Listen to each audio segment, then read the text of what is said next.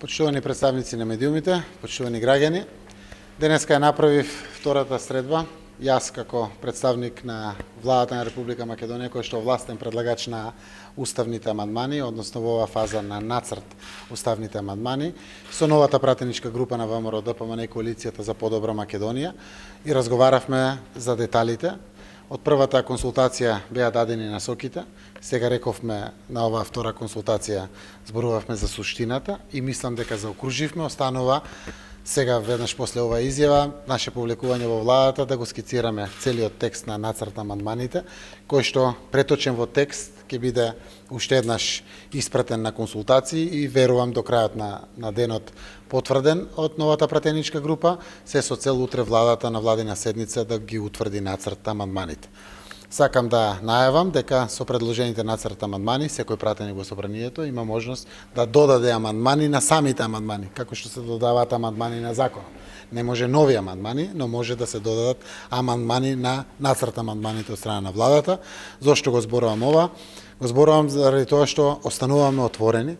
Се што представува духот на договорот, се што е возможно да направиме инклузивен процес, кој што би предизвикал поголем обем на консензус во македонскиот парламент, се со конечна цел да заедно застанеме онака како што ни личи при утврдувањето на протоколот и процедурите на заокружување на имплементацијата на договорот од Преспа или договорот помеѓу Република Македонија и Република Грција.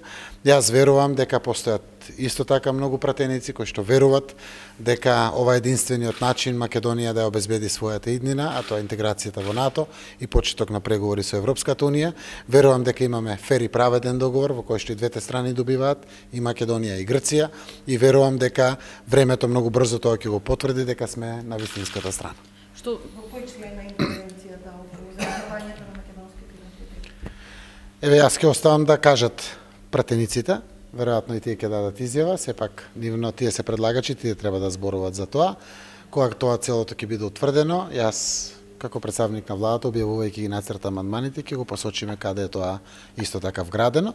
Еден дел ќе се биде вградено во уставниот законник, еден дел ќе се биде вградено во самиот проглас на уставните амандмани, кој што е акт за прогласување на уставните амандмани, така да верувам дека имаме решение. Сега останува да го преточиме тоа во зборови, оти досега го дискутиравме, само скициравме со пенкало и слично, сега да го преточиме во еден текст, да го видат за конечно тој текст и да дадат конечна потврда дека е тоа така.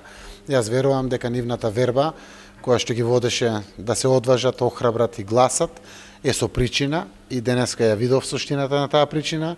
Мене ми е многу драго што токму таа причина и нивно вградување во самите уставни амандмани разобличува уште една дилема која што постоеше комплетно цело време во текот на кампањата за референдумот, пред кампањата, после потпишувањето на договорот, а тоа е дека го потврдуваме македонскиот идентитет, така да и другите делови кои што ќе ви ги објаснат они во детали, апсолутно е возможно и согласно договорот, но сепак ги отстрануваат сите дилеми кои што евентуално се уште постојат во нашето општество.